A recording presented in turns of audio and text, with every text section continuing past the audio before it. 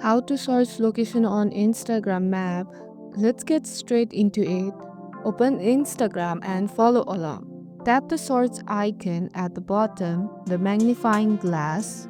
Now in the search bar, type any place keyword like cafe, beach, Kathmandu.